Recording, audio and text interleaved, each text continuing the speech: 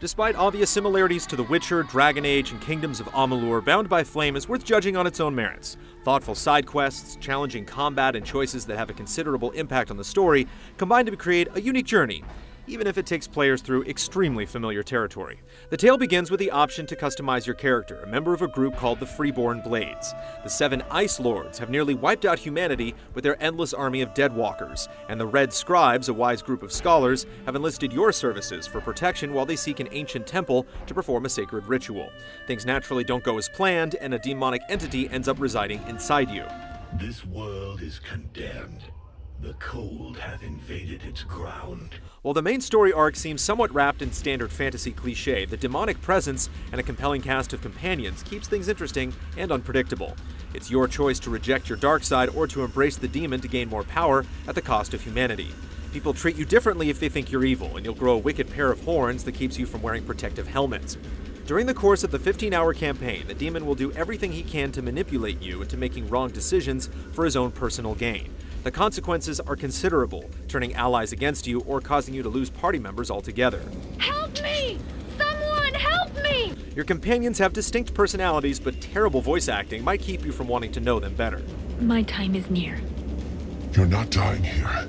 If you're willing to give them a shot, however, you'll get the chance to really know them since you adventure with only one of them at a time. The naive daughter of the Red Scribe leader, Sybil, has a thirst for knowledge, so certain quests require taking her out to study foreign creatures and gather ancient texts.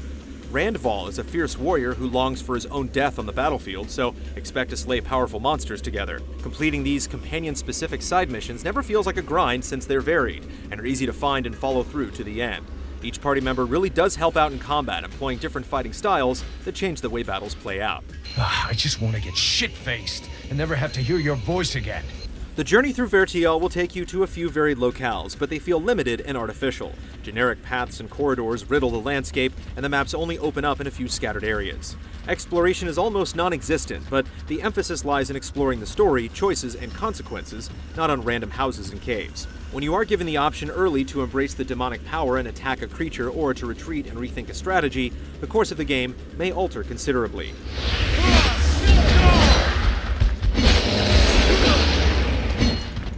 Bound by Flame is a tough game, and even on the normal difficulty setting, button mashing is not an option. Careful use of traps and knowing which foes to pick off first is almost completely necessary for your survival.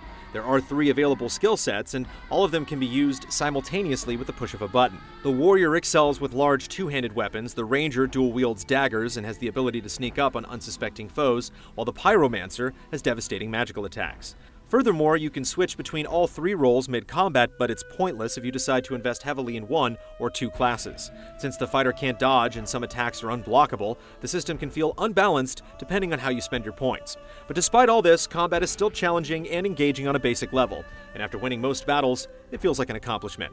Can you move? Cold.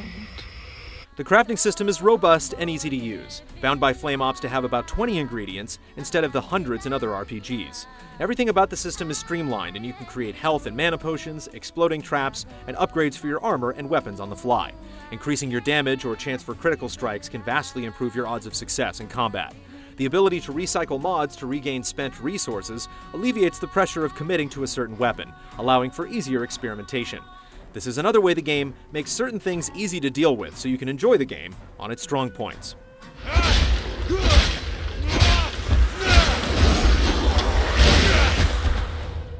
Bound by Flame manages to maintain a hardcore action RPG feel while remaining accessible and easy to get through. Combat can be tough, but the difficulty can be turned down at any time in the options menu in case you get stuck at a particularly hard fight. Crafting and quests are simple thanks to an easy-to-navigate map and menus. There's a decent balance between complexity and playability. Bound by Flame is far from perfect, but underneath a few rough edges, a memorable journey awaits, defined by an unpredictable storyline and decisions that have a meaningful impact on the story. Not having just to be pure good or pure evil is interesting. The demon is always there even if you want to do the right thing and be a good guy. Hopefully this is just the first step into the icy world of Vertiel.